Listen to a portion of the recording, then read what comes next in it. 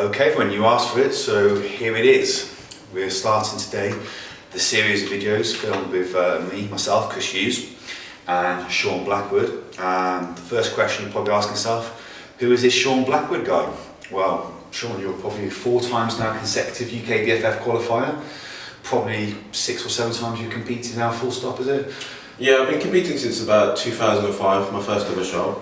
And since then I've kind of sort of done the average 2 years on, a year off, 2 years on, a year off.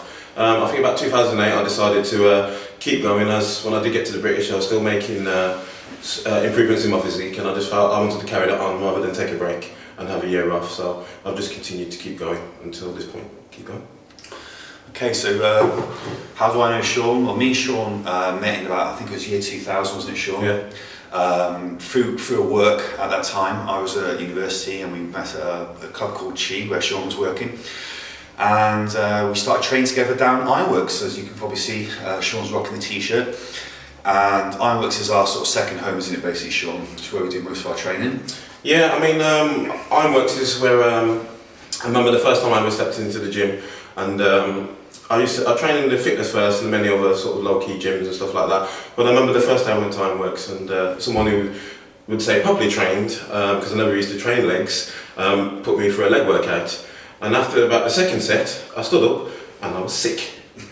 And then I knew what real training was all about. Yeah.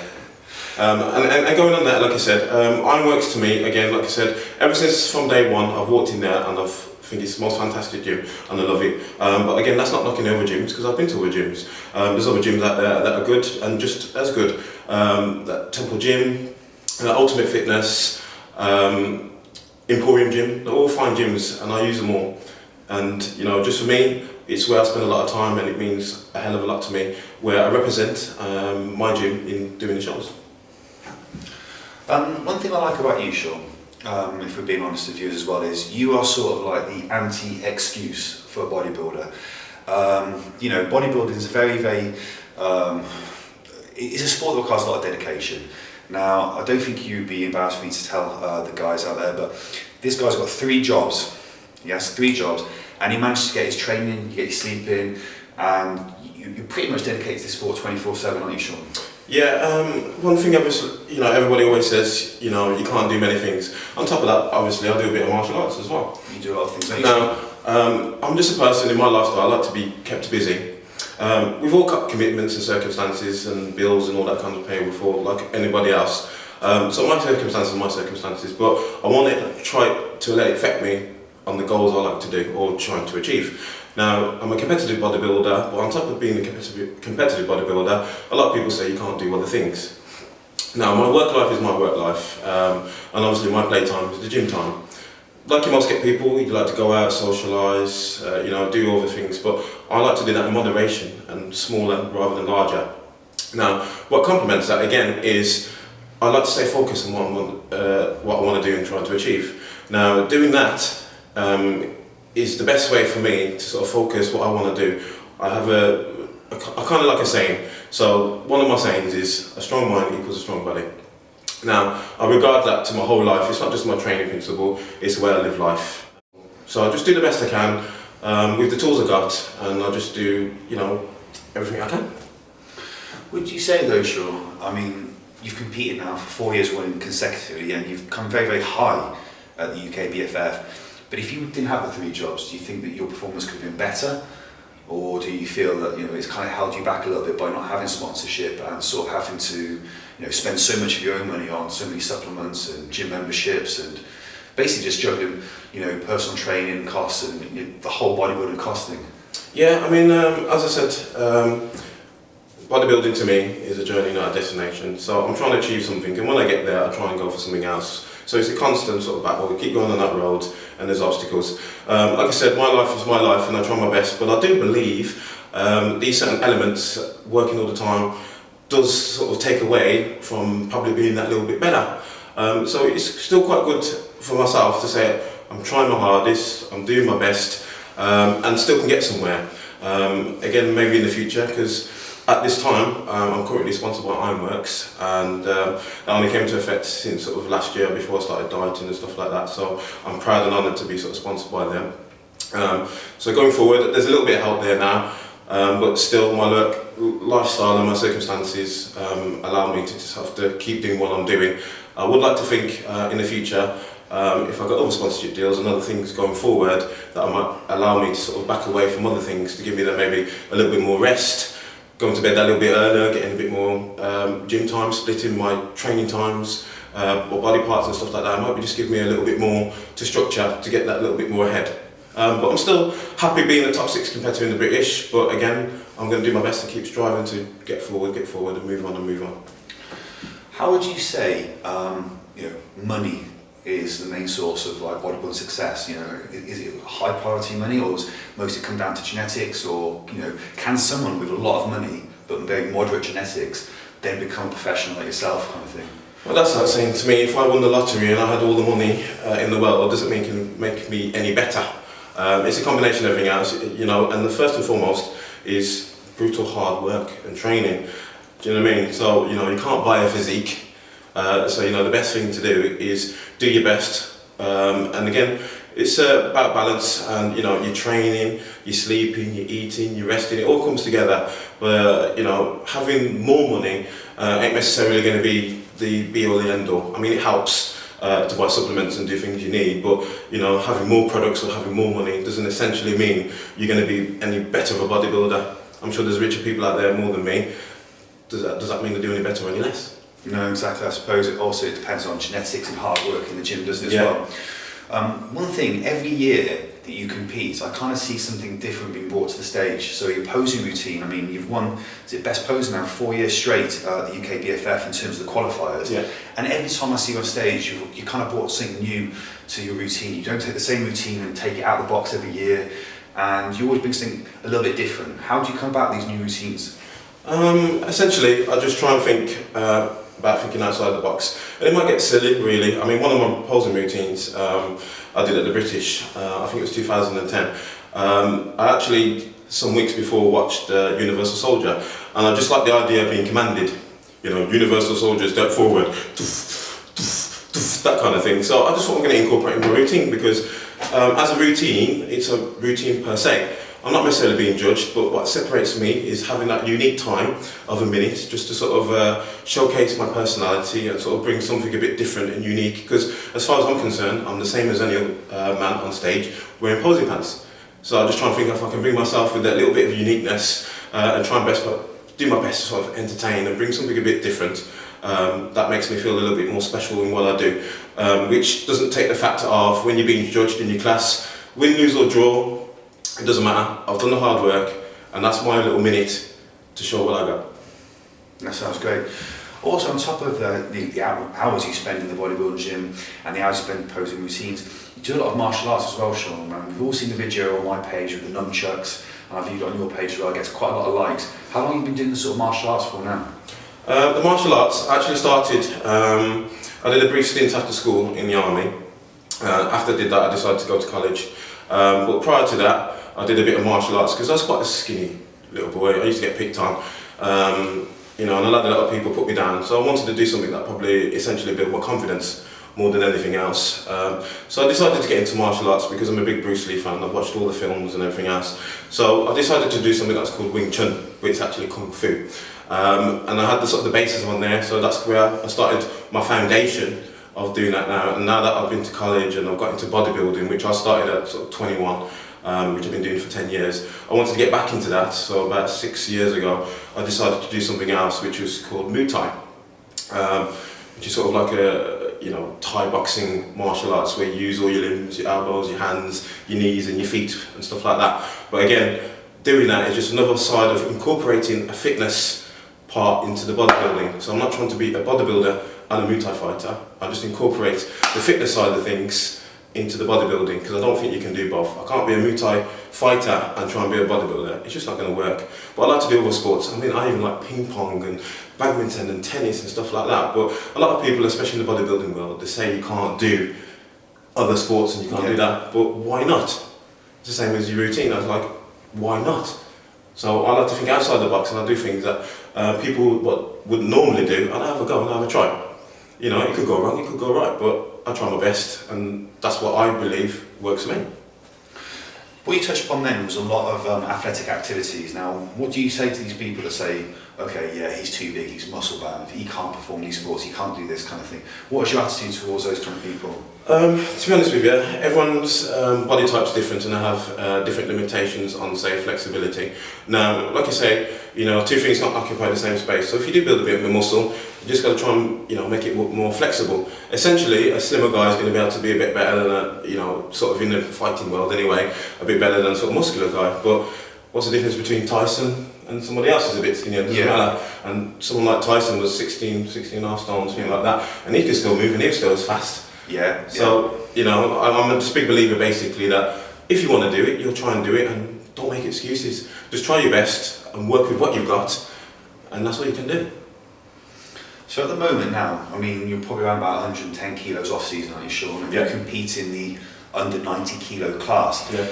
Where do you sort of see your career going in the future? Do you see yourself jumping up in classes, or are you happy to stay in the 90s? Or again, it's about progression, and I feel that my training, although I'm improving each year, again, getting on the scales, I don't want to sacrifice muscle to do a weight class essentially. So I always try my best just to do, get to where I can, with no goal in mind. If I get into that weight class within the light heavies, I'll do it. If I essentially get heavier, it'll be the heavies.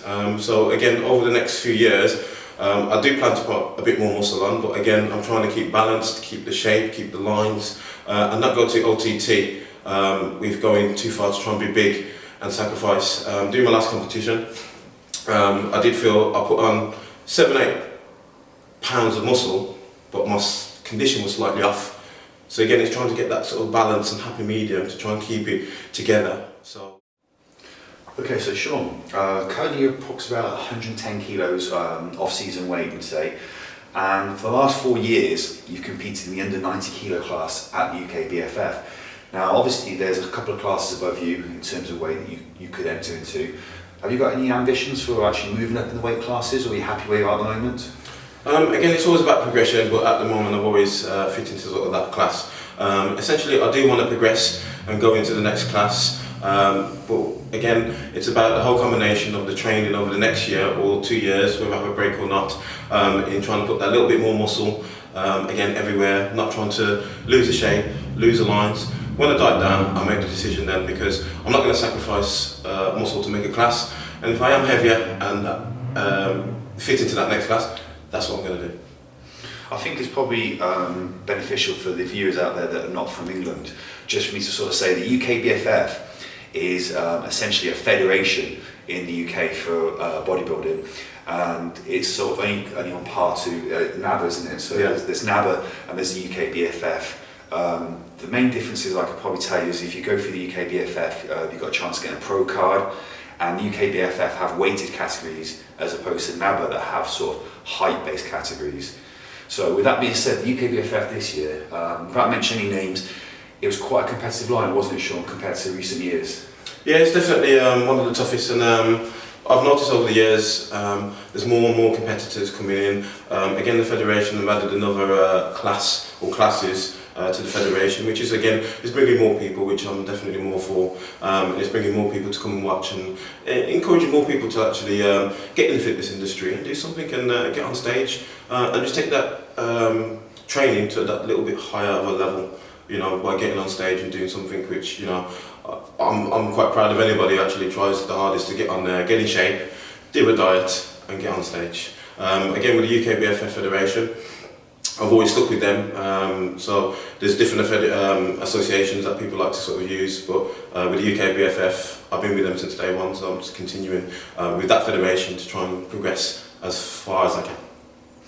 Now, as a viewer who sits in the crowd most years and watches UK BFF, I quite enjoy seeing some new faces come from NABBA and some other federations and some juniors pop up through the ranks. And, you know, from a viewer's perspective, it's getting more and more competitive. You know, you go back 6, 7, 8 years ago, you know, people winning British Championships were only 3 or 4 in their category. Yeah. Now you've got absolutely chock-full categories. As an athlete, is that good for you, or, you know, having more competition, or do you feel it's a little bit harder these days, or? I encourage, you know, as many people as want to come, because having that special day, which is very long, I have to say, it's about bringing more people to the sport.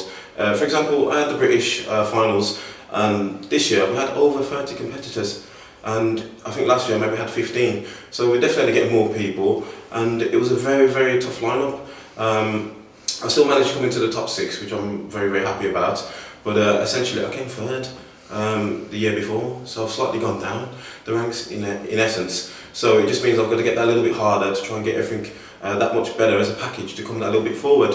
There's always people coming in and bringing new physiques coming from here, there. People at the woodwork probably had 2 or 3 years off, and I thought I'll come and do a show.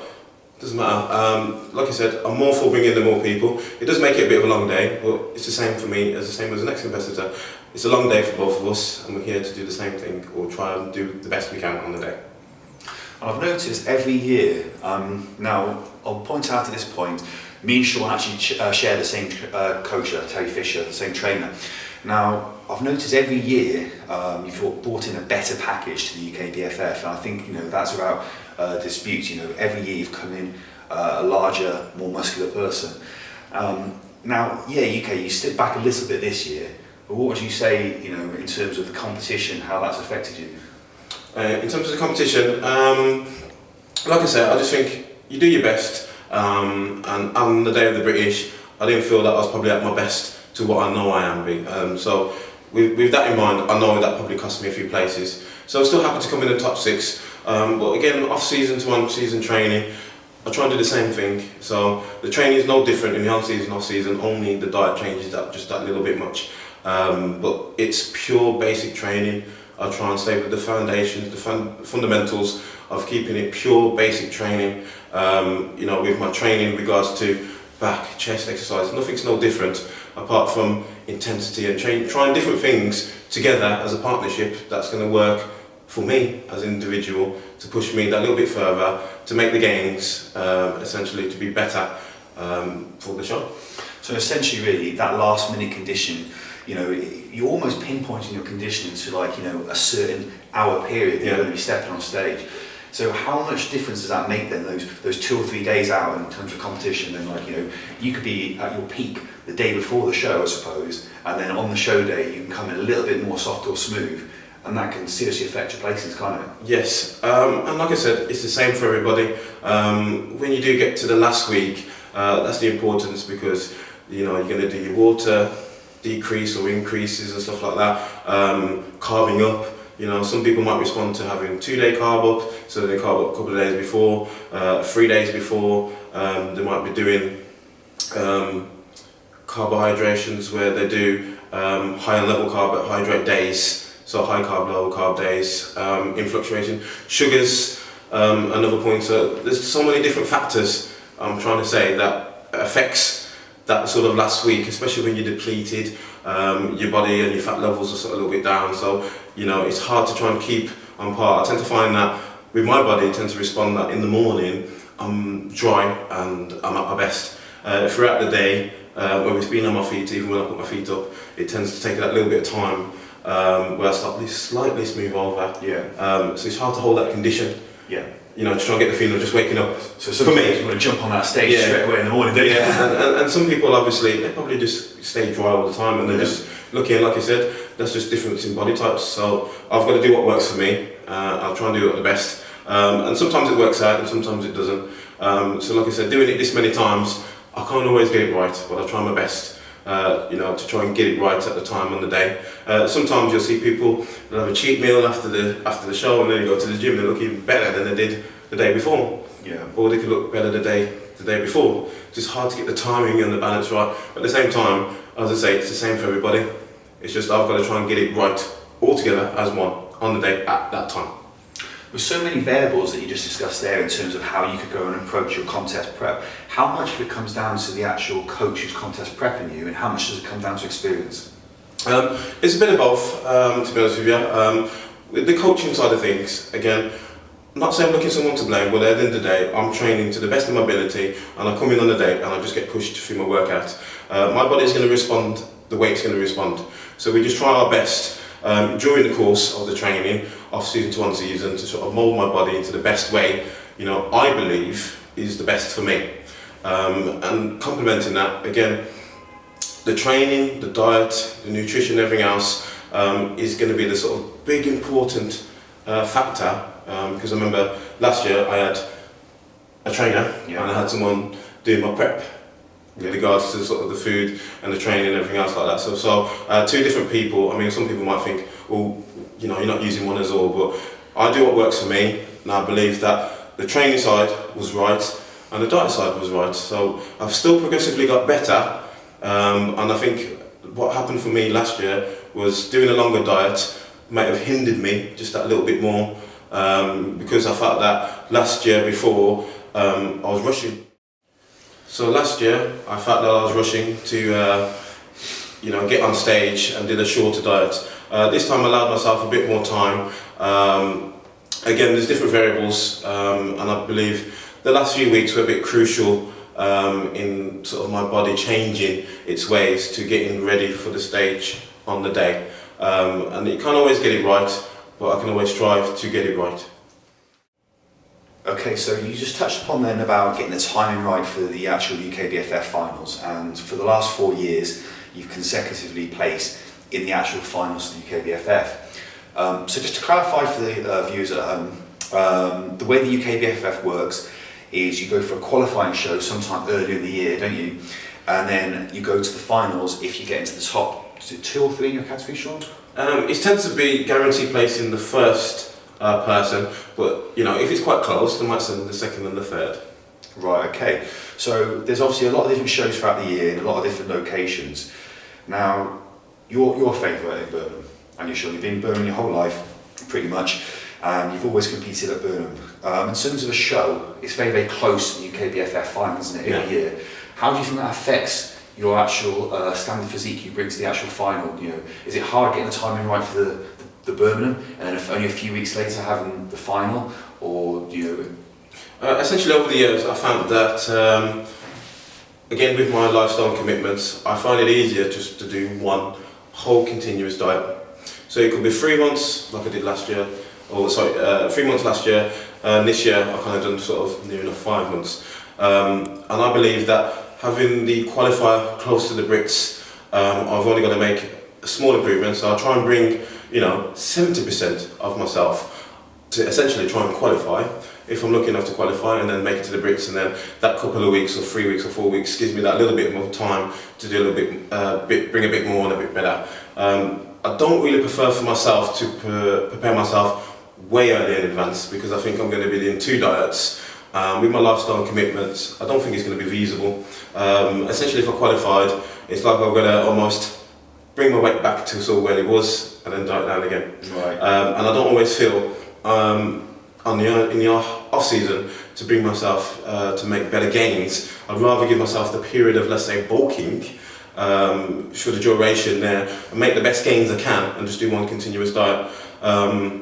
If I was reasonably leaner in the off season, I'd probably be able to do a bit more shows a bit earlier and then concentrate on the British. So I just prefer for me and my lifestyle, and I believe it works for me, by doing a show closer to the Brits, essentially the last 2 or last 3, or whichever one the Birmingham is, and then doing the sort of British finals, that continuous stage. I don't think it's feasible for me at this time to do an earlier show, to diet essentially twice.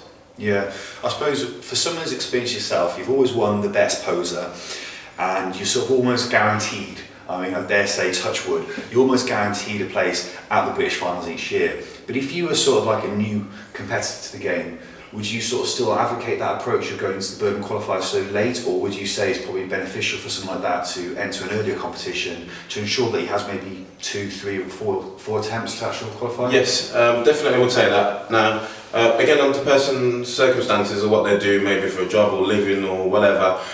Essentially, of course, if you do the last qualifier and you don't place, it's going to be disheartening not to the British after maybe doing a long diet, such as 3 or 5 months or maybe more. So I think it's more feasible for the person to prepare themselves at least 6 weeks in advance, and there's still pretty much 5 or 6 shows to the actual British. So it's best that you try one, and if you don't get quite there, you try another. And at the same time, each time you do it, you might get that little bit sharper, you might get that little bit better. Maybe you'll get to a qualifier and you needed 2 more weeks just to get a little bit more shredded.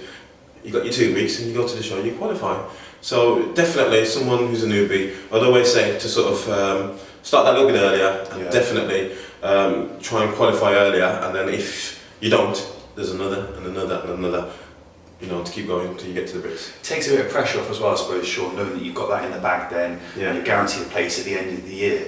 So I suppose for yourself, leaving it a little bit later, you kind of put a bit more pressure on yourself to perform on the last show. Do you I definitely do, because essentially, you know, if I don't qualify, I don't make the Brits. Yeah. And luckily now, they've moved the Birmingham qualifier a little bit earlier this year, for next year. So I've still got another couple of shows before the actual Brits. So essentially, if the same happens to me and I don't qualify, I've got another and another. So that's obviously worst case scenario though. Yeah. Obviously we plan for the Birmingham, plan to qualify, and obviously the less shows you do at that kind of level that you're at, the better for you, isn't it? Yeah, exactly. Okay, so this year you touched on it earlier that you're sponsored by Ironworks.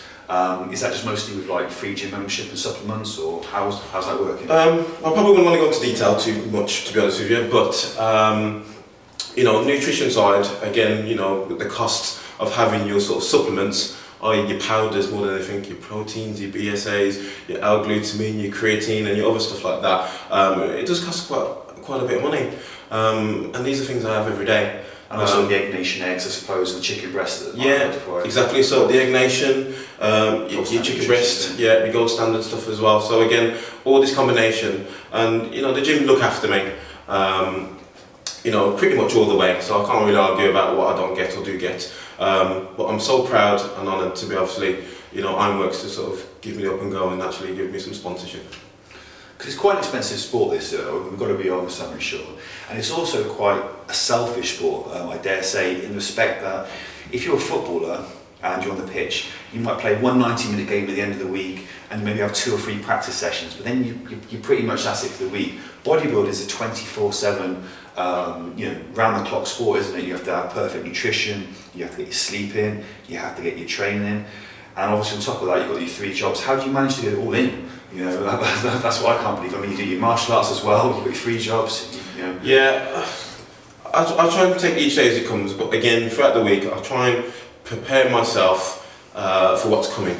So I like to use what's called the 6 Ps. And the 6 Ps goes a bit like this. Proper preparation prevents piss poor performance.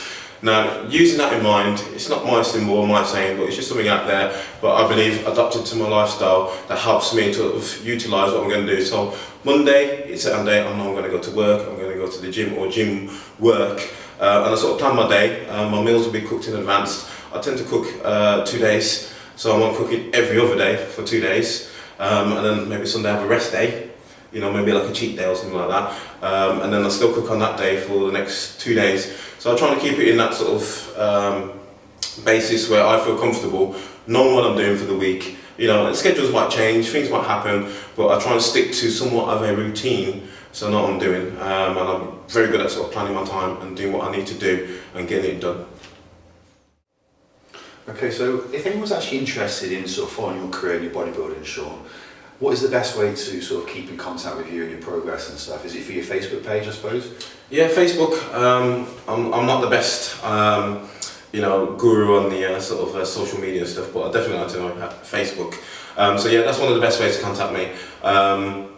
Again, I just want to say, one of the most important things is about training and fitness is I like to try and encourage a lot of people to do something, and whatever the chosen sport is, if that's what you want to do, career, training, or just for fun, you know, be training. Just make sure, you know, you're doing your best, you enjoy it more importantly than anything else. I think, you know, why do we do a sport? Why do I train? Why does someone play football? Why does someone do this, do that? It's because they enjoy it. Do you know what I mean? Again, I just take it a little bit further in doing the competitions and to see where I am, you know, nationally recognised or whatever it is, just taking that little bit further and just, you know, pushing myself that a little bit more, getting on stage and seeing where I am compared to the next man.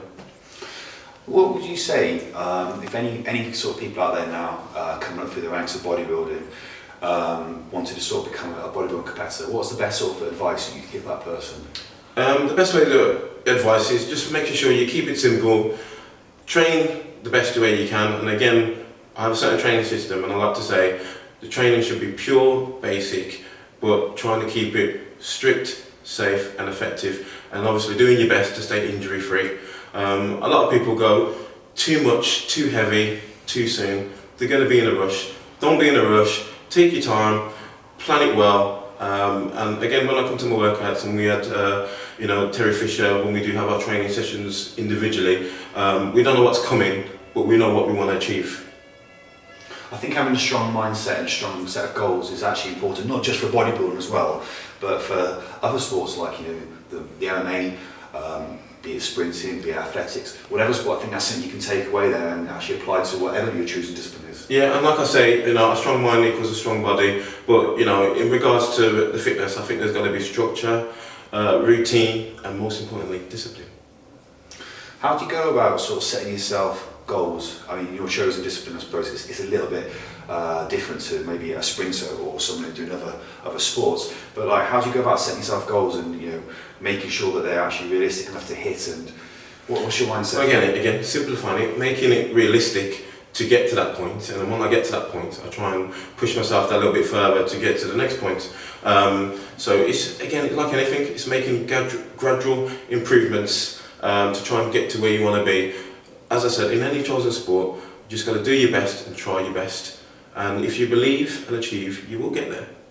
I've always thought it's better to sort of set yourself different goals, short-term, sort of mid-term and long-term goals, something to shoot for the future, something, short, upcoming, that's sort of quite satisfying to hit, and then something a little bit further, so it could be, one goal for the next sort of 6 weeks, one goal for the end of the year, one goal maybe in 4 or 5 years' time perhaps. How does that sort of differ to your mentality? It does, but I mean, again, it's taking one step at a time, but I think it's maybe still really good to have long-term goals as well, in pushing yourself, saying, I want to do this, but remember, you might not get there in the time span you want to, but you can still get there. So it's just about taking your time and climbing the stairs slowly, because if you jump, you're going to go straight down. I think a lot of kids these days are in a rush for the end results, aren't they? I get kids all the time on the Facebook. I want to gain 30 pounds of muscle, I've got some holidays, or I want to lose 20 pounds of fat in 6 weeks and stuff. But you've been training for 10 years now, hasn't it, Shaun? Yeah. So it obviously takes a long time to achieve these goals. What would you say to these kids that want to get the same body as you, but in such a short space of time? Obviously, especially in the teenage years, a lot of people tend to go a little bit quicker. Evolution, they're growing up, their minds are a little bit, matured or whatever, and they tend to be in a rush. And they see the older person and they think, oh, I want to get like that, I want to be like that. But they don't know how long it's taken for someone like myself or Chris to actually achieve what we want to do.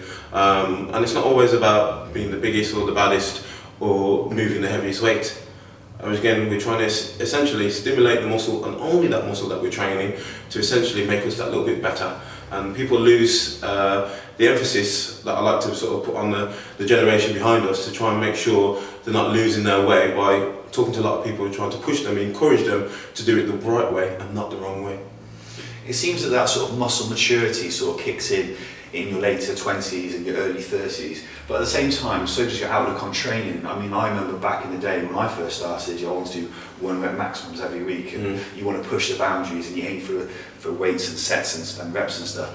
How much do you think that affects or hinders your performance in the early years? If you could go back in time now, knowing what you know, would you train different at the start? Or? Yeah, I definitely would train, and like anybody, I was younger once, and I'd just be somewhat of a little poser, where I used to do a few arm curls, pull on a t-shirt or a vest and go out and think I was, sexy or something like that, do you know what I mean? I thought I was somebody, until I actually went into a proper gym and found out about training other body parts, especially legs. Yeah. No one wants to look like an upside down tortilla chip, do they? No, exactly, yeah. So again, downstairs is going to be just as strong as upstairs, and obviously that's half your body and half your weight. I think we also talked about this earlier as well. Doing so many sports and stuff, balance and symmetry on your body is not only important for an actual bodybuilding competition, but actually for function. Yeah. If you've got a heavy top half of your body, but very, very scrawny legs, it's going to be a lot harder to do the moves high and just generally support your own body weight, isn't it? So, yeah, I mean, again, like I said, with my lifestyle, I try and keep everything as balanced, but another reason why I like to be fit with the weight I am, because again, essentially, when you put on a lot of weight, before I got back into doing martial arts and Muay Thai, I tend to find that as I put the weight on, I didn't feel as fit. No. And that was making me struggle, so I wanted to do something, and I just didn't want to just do static cardio movements, you know, like your treadmill, your cross trainer, your stepper. So I wanted to do something where I felt like a bit more active and using my brain and learning something. So that's why I got back into sort of martial arts and decided to do the sort of Muay Thai. That just sort of fell into place, and I've loved it ever since. But now I'm a little bit fitter with my weight, and actually, it's actually helped me better through my workouts because I'm fitter to do my workouts. Yeah, you get a lot of people message me, and they're all into the weights and the bulking. Yeah. It seems like they're on a continual bulk, you know, Yeah. bulk. But how important is that cardio and that actual cutting process of once a year to actually remove the body fat?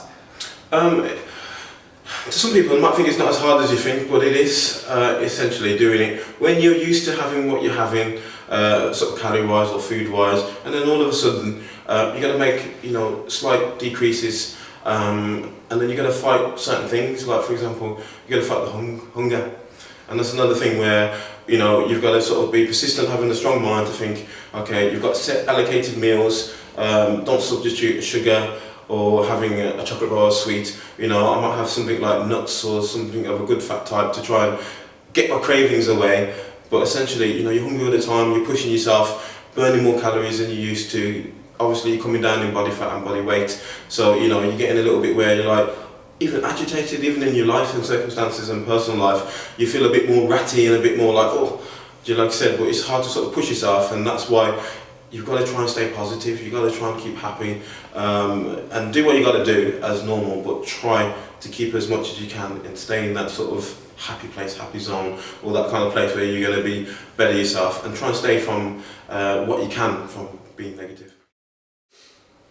Okay, so I touched upon this point in a previous post on my Facebook page, and it's about how women in the gym get treated and how they get trained by their coaches, etc. Now, as far as you're concerned, would you train a woman any different to how you train yourself? No, I mean, I do get a lot of females, not just competitors, and people that ask the same question and say, oh, I want to train this body part, or I want to do this, I want to try something else. That's fine, but I don't really believe that training them any other way different to us. They've still got bone, muscle, tissue and everything else. I think they should be trained no different than from us. Yeah. And essentially, if they're going to be a competitive person, they're going to do bodybuilding, they might want to work on more types of, you know, they've got a bit of different hormones as well, so they might want to work on different things. Now, as for a girl, they'll probably find it hard for, like, for example, glutes. Me and Chris are going to get sort of from squatting, and we're going to do certain things, and the diet's probably going to allow us to sort of get what we're going to do to stimulate that. But the girl might need a few more, you know, other exercises to incorporate that with doing that. But to be honest with you, I don't think a woman should be trained any differently than to a man. I notice like each year, so I'm on the forums quite a bit, especially like, you know, in some of the sort of more professional bodybuilding forums, should we say, that women get a lot of stick, you know, in terms of like, oh yeah, she looks like a man, and you know, oh, that's disgusting, and all this kind of thing. But at the end of the day, it takes a lot of discipline for a woman to get her body in that shape and get on stage. What is your sort of feeling on the women's classes in bodybuilding in the UK BFF in general? Well, they have several classes, and each to their own which kind of class they want to sort of fit into. Whereas fitness, physique, or bodybuilding, there's a few more. But I think essentially, whatever you choose and be the best at, you're doing your best, you're doing your hardest. And if they're doing essentially what I'm doing, it's hard and it's not easy. So I think, you know, fingers up, thumbs up, you know, for trying and doing what you're doing. And I have the utmost respect for everyone else, and I'd love to encourage more people to do it. And yeah, maybe they should get that little bit more. One thing I don't always see at the shows is, especially at qualifiers, they only tend to give one overall. It would be really good to give an overall for the women. Yeah. And over for the men, because if they're doing it just as hard, I've seen some great people out there, especially in the Brits. Yeah. They've got fantastic physiques and whether in their class, and I just think maybe, you know, moving on the sport is giving the females a bit more recognition. Yeah. You know, whether it's getting a pro card for a male, and a pro card for a female. Yeah. Just giving them the same as what you would give me. That's a good point, Shaun. I suppose, and just to round things up there in terms of the whole sort of competitive aspects, obviously we both saw the Olympia this year, getting some very, very big physiques on stage now, aren't we? Yeah. Compared to the days of like, you know, Reg Park and Frank Zane, where it was mostly aesthetics, the smaller physiques, you know, could come out with better symmetry and better aesthetics and win a show. Now it seems to me like it's becoming sort of like a mass game Would you agree on that? I agree to a certain extent, because I mean, I'm not going to say mention names and certain bodybuilders, because I love them all and they do the same thing in a hard job. Now, essentially, there's certain physiques out there that I do feel a bit more aesthetic, and I don't tend to see them in the top 5 as much as I would like to see them. And I just think we've slowly losing the emphasis of being the biggest monster than someone creating the perfect shape and balance and stuff like that. So it would be nice for it to go back to where it was and concentrate more on aesthetic and balance and look, rather than being the biggest person on stage. So I think that's where we get a sort of very stereotyped, as sort of, smaller bodybuilders. Yeah. Everyone thinks we're trying to aspire for that kind of look, with the extended guts and absolute mass, so you can't actually walk and stuff. But I think if you ask a lot of these professional bodybuilders, even some of them would say they've gone past the point where they're actually happy with their physiques these days. Would you agree? Yeah, I mean, again, there's another problem that we all probably have, especially in the bodybuilding game, is you don't always see what you see in the mirror. When you look in the mirror, you want to see bigger, and then you aspire to being bigger. So you don't always see, so you look in the mirror and you don't think, oh, I don't feel as big. And some people size people up and they look at somebody and think, oh, I need to get more bigger. But that's not the way to be. That's not the way to be. Be the best you can be. And if you're going to be a bodybuilder and advance yourself in this way, I think it's all about aesthetics and balance. And, you don't have to be the biggest person. You don't have to be the biggest guy. But if you bring a better package overall, that's going to win you more than being the biggest. Okay, lastly, just to sort of finish things off, where do you see professional bodybuilding going in the future? And where do you sort of see the sort of like UK BFF rankings and amateur level going in the future? What is the future for bodybuilding?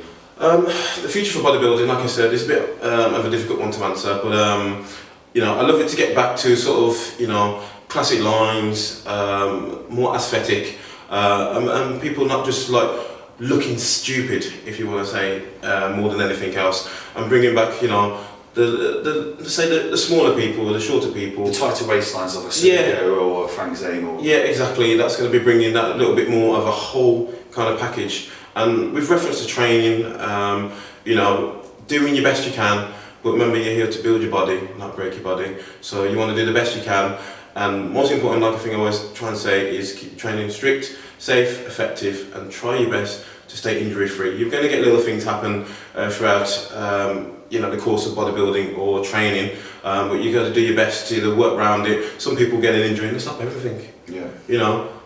There's a life after bodybuilding, so you have to remember, once you finish doing any sport or bodybuilding, as we were talking about, there's a life after that. I think that's wise words, really. There's a life after bodybuilding, there's a life outside the gym as well.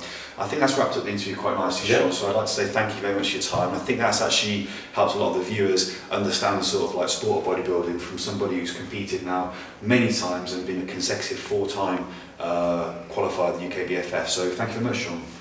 Thank you.